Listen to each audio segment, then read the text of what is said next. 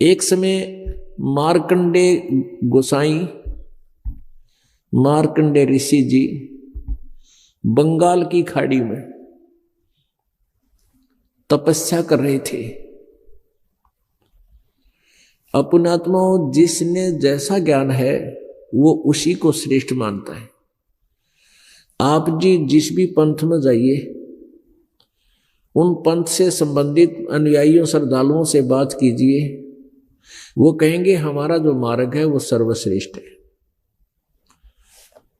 और ये सभी ऐसे ही मानकर वो संतुष्ट हैं। तो ऐसे ही मार्कंडे ऋषि जी ब्रह्म साधना करते थे, ब्रह्मलोक की। जैसे श्रीमद् देवी भागवत अर्थात दुर्गा पुराण में दुर्गा ने हिमालय से कहा कि हिमालय को बताया है, राजा हिमालय को, कि आप जी और मेरी भी पूजाएं छोड़ दो, सब पूजाएं त्याग दो, त्याग देनी चाहिए जिसने मोक्ष चाहिए, और वो ब्रह्म की पूजा करे। ओम उसका नाम है, ओम नाम उसका मंत्र है, ब्रह्म की साधना करे, वही सब कुछ है और वो ब्रह्मलोक में रहता है। अब मार्कंडे जी को यही ज्ञान था कि उस ब्रह्म की साधना कर रहा था, ब्रह्मलोक की उसने चाह थी, उसकी समाधि अर्थात उसकी जो दिव्य दृष्टि थी भक्ति की, वो ब्रह्मलोक में पहुंच जाती थी। जैसे आप साधना करते हो, जैसे आप जी ने सुना है मेडिटेशन, और ये भी सुना है कि कई कई वर्षों तक बैठे रहते थे ये समाधि लगाने वाले। वो समाधि के सांग है, ये बताऊं आपको, पहले ये डिफाइन करते हैं। समाधि क्या है? जैसे परमात्मा की चाह में आत्मा भटक रही है, कोई बाहर भटक रहा है, कोई तीर्थ पर जाता है, कोई गंगा पर जाता है, कोई जमुना पर जाता है, कोई मंदिर मस्जिद गुरुद्वारों और चर्चों में जाते हैं, क्योंकि आत्मा रुक नहीं सकती, परमात्मा की चाह में या लगी हुई है, लगी ही रहेगी जब तक वहां नहीं पहुंच जाती। तो ये जिसको भी जैसा मार्ग किसी ने बता दिया उसी तरह वो चल रहा है। कोई तो बाहर भटक रहा है, कोई शरीर में भटक रहा है। ये शरीर भी एक पूरे ब्रह्मांड का एक इसके अंदर मानचित्र है। आत्मा अंदर से जो मेडिटेशन करने वाले वो वही पुण्यात्मा करते हैं जो पहले जन्मों में भी उनकी यही प्रेरणा और प्रैक्टिस रही है। तो वो अंदर अपनी समाधिस्थ हो जाते हैं, वो किसी कमल में प्रवेश कर जाते हैं। हमारे शरीर में रीढ़ की हड्डी जो है, या बैकबोन बोलते हैं, पिछली साइड में, इस बैकबोन के अंदर की तरफ, ये रीढ़ की हड्डी बाहर की तरफ, ये अंदर की तरफ समझो, इसके अंदर ऐसा ही अलग से गैप है जैसे ये उंगली की खाल है, और इसके बीच में एक बहुत ही बारीक नाड़ी तंत्र है, और उसके ऊपर फिर मांस चिपका हुआ है। उसमें फिर ऐसे जगह जगह पर कमल बने हुए हैं, कमल, जिस तरह टीवी में चैनल होते हैं। तो उन कमलों में उस समाधिस्थ होने वाला जो प्रैक्टिस कर रहा है, कोशिश कर रहा है, मेडिटेशन उसका अभ्यास बन गया, तो वो क्या करता है, वो किसी कमल में प्रवेश कर जाता है इत्तेफाक से, और उस कमल में यानी उसका वो चैनल ऑन हो जाता है टीवी का, और उसमें जो कार्यक्रम, नाच गाने, कोई एडवर्टाइजमेंट, जो कुछ भी खबर सबर आ रही है, उसको देखने में वो इतना प्रभावित हो जाता है, आगे से आगे देखता रहता है, यहाँ क्या होगा, वहां क्या होगा। तो ऐसे उस टीवी चैनल को देखते देखते वो बहुत समय तक बैठा रहता। वैसे ही मन ना टिकने दे एक मिनट भी आपको। ये तो ऐसे मन को चाहिए कोई और अच्छी वस्तुएं, उनको देखने में भी व्यस्त रहता है, और हमें ये ऐसे लगता है जैसे ये बड़ा तगड़ा भगत है, ये बहुत ही अच्छा अभ्यास कर रहा है और मेडिटेशन कर रहा है, बड़ा तपस्वी आदमी है। और वो तपस्वी तभी बैठ सकता है जब उसको कुछ अंदर में और चीजें दिखाई देती हैं, तो जैसे स्वप्न देखते हैं हम, इस प्रकार देखते देखते वो मन, ये आत्मा काफी समय तक ऊपर उन कमलों में घूमती, ऊपर के ब्रह्मांड में घूमती रहती है। कहीं नाच हो रहे हैं, कहीं झरने बह रहे हैं, कहीं फलदार वृक्ष लगे हैं, कहीं बाग लगे हैं, यानी ब्रह्मांड के अंदर ऊपर बहुत गजब के नजारे हैं। उन नजारों को देखते देखते ये काफी समय व्यतीत कर देता है और फिर उधर से उसका तप माना जाता है कि इसको तप हो गया।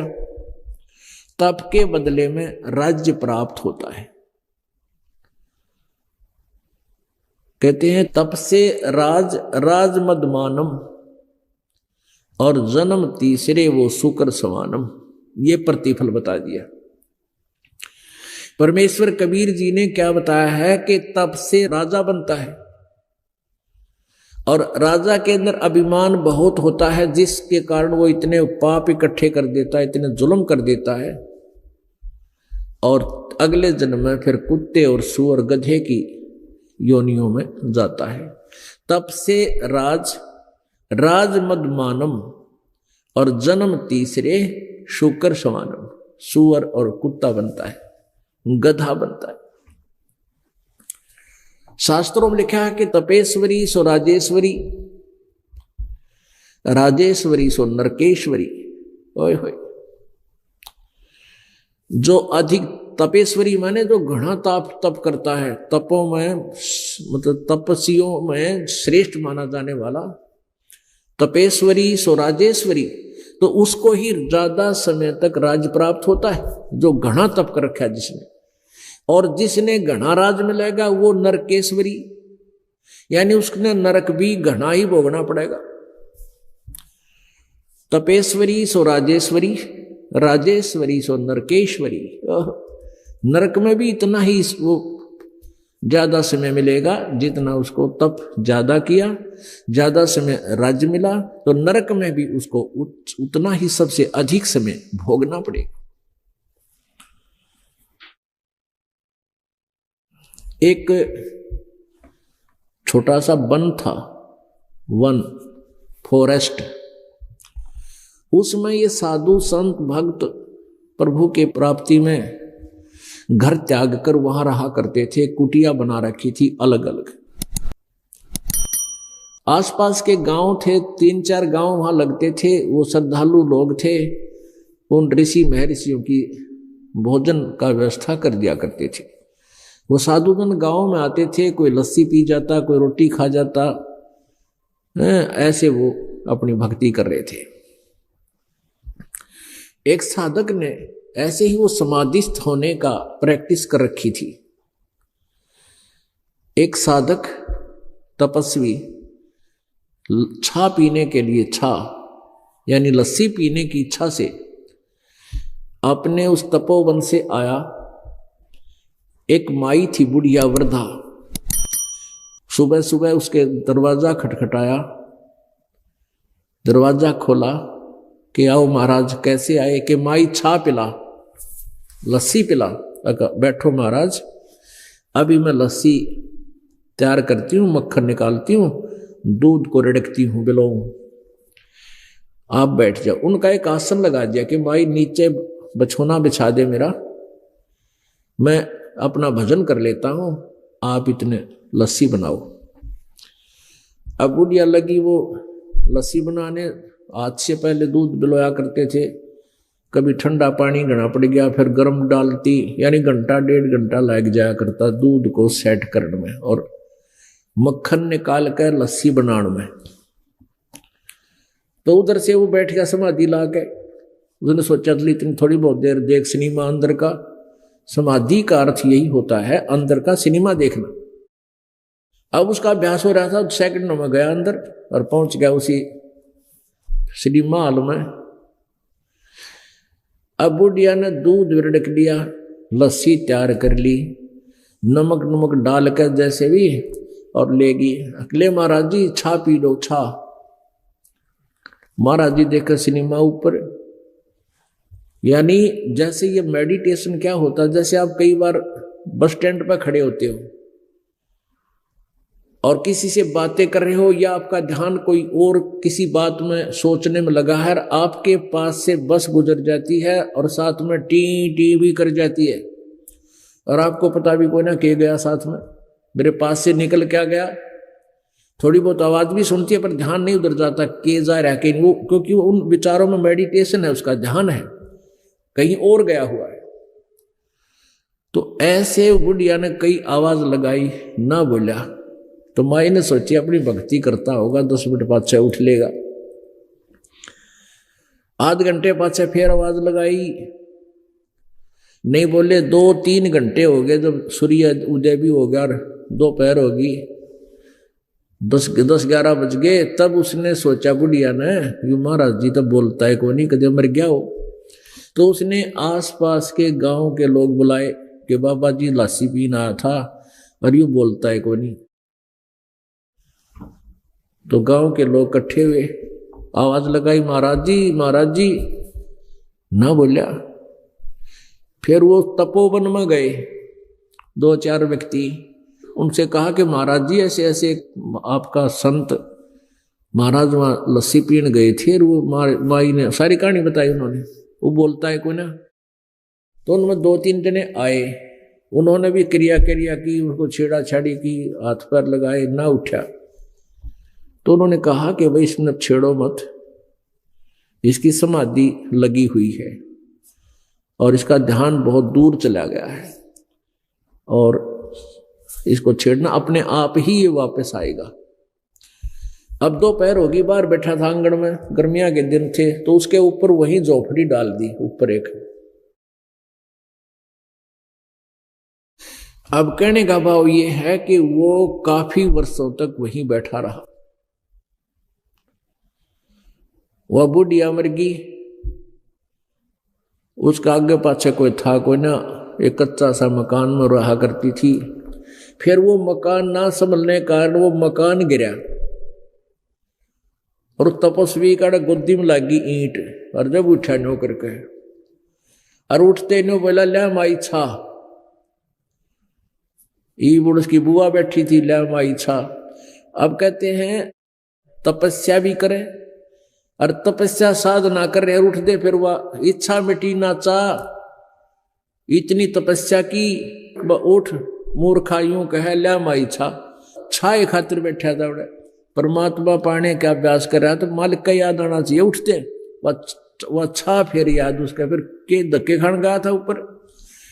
अब ये है ऐसी साधना ये तपस्वी किया करते हैं, और जितनी देर वो वहां रहा बैठा, ये उसके तप में लिख देता ये काल। और फिर तप से राज मदमानम और जन्म तीसरे शुक्र श्वानम। तो अब ये सारी क्रिया समझाने के लिए ये उदाहरण देना पड़ा। तो ये व्यर्थ है, कहने का भाव ये मेडिटेशन इस टाइप के व्यर्थ है, मोक्ष मार्ग नहीं है। ये काल के जाल में ही फंसे रहने का एक सुनियोजित षड्यंत्र काल द्वारा ही बनाया गया। जैसे आप सृष्टि रचना में सुनते हो, पढ़ा है, जब ब्रह्मा जी कमल के फूल पर काल ने बैठा दिया, इसको होश में ला दिया, इसको ये ही नहीं पता मैं कहां से आ गया, कौन मेरा पिता है, कौन मेरी माँ है, कहां से उत्पन्न हो गया मैं। तो उसमें आकाशवाणी की कि तप करो, सृष्टि करो। उसने सोचा सृष्टि क्या की करूं, फिर कहा तप करो। अब इसने 1000 वर्ष तक तप किया। जब 1000 वर्ष तक तप किया, जब आकाशवाणी हुई कि सृष्टि करो, और फिर बाद में ब्रह्मा जी को वेद प्राप्त हुए। वेद गॉड गिवन है, कबीर गॉड गिवन, कबीर परमेश्वर द्वारा दिए गए हैं। वो ब्रह्म को दिए थे इस काल को, इसने 5वां वेद छुपा दिया, सूक्ष्म वेद, और इन 4 वेदों को समुद्र में छुपा दिया। सागर मंथन के दौरान 4 वेद ब्रह्मा जी को प्राप्त हुए। ब्रह्मा जी ने फिर वेदों को पढ़ा, उसमें ब्रह्म को ही पूर्ण परमात्मा जान लिया। अब पर डिस्कस नहीं करके, और ओम नाम के जाप को उत्तम मंत्र मान के ओम नाम का जाप, और साथ में जो पहले काल ने आकाशवाणी की थी, वो परमात्मा की आकाशवाणी मानकर इस तप की बीमारी और लगा दी। तप करने का वेदों में कहीं भी प्रमाण नहीं है, और तप करना वेद शास्त्र विरुद्ध है, ये साधना नहीं करनी चाहिए। लेकिन ये काल ने लगा दी, तो ब्रह्मा जी ने वो आकाशवाणी परमात्मा की मानकर वो तप भी अपनी साधना में समा लिया। तप से सिद्धियां भी आ जाती हैं। और सिद्धियों से फिर ये बैटरी चार्ज हो जाती है। जैसे विष्णु जी के देवी पुराण में प्रथम स्कंद में 28-29 पृष्ठ पे ब्रह्मा जी ने देखा कि विष्णु जी तपस्या कर रहे हैं। फिर उनके उठने पर पूछा कि हे विष्णु जी, आप किसकी तपस्या करते हो? आप तो भगवान हो, देवेश्वर हो। तो विष्णु जी ने कहा कि मैं शक्ति दुर्गा यानी दुर्गा की साधना करता हूं, उन्हीं का ध्यान करता हूं और घोर तप करता हूं। घोर तप करके सारा कठिन तप करता हूं, फिर राक्षसों के साथ लड़ता हूं, जो बैटरी चार्ज करता है, सिद्धियां प्राप्त करता है, फिर राक्षसों को मार कर वो डिस्चार्ज हो जाती है बैटरी, फिर तप करता है। काल ने ऐसे उलझा रखा है पुण्य प्राणियों को। तो ऐसे इस मेडिटेशन से ये नहीं करनी चाहिए हमने जो ये साधक किया करते हैं। तो उस तप से क्या होता है? तप से राज्य प्राप्त होता है और राज्य पाकर फिर 84 लाख योनियों में, नरक में, पशु योनि को प्राप्त होता है। ऐसे एक मार्कंडेय ऋषि जी तपस्या कर रहे थे और तपस्या के 2 तरीके होते हैं। एक तो जिसका अभ्यास ज्यादा हो जाता है, आंखें खुली भी रहती हैं और उसका ध्यान मेडिटेशन अपने समाधि के दौरान, क्योंकि आंखें, बाहर की आंखें जब अंदर चली जाती है आत्मा, बाहर की आंखों को प्रयोग नहीं करती, वो अंदर ही अपने जो आत्मा की आंखें उन्हीं से देखती है। भक्तों के साथ हुए नए चमत्कार के इंटरव्यू देखने के लिए नीचे दिए गए संत रामपाल जी महाराज के ऑफिशियल इंटरव्यू चैनल को सब्सक्राइब अवश्य करें। सत्य साहेब।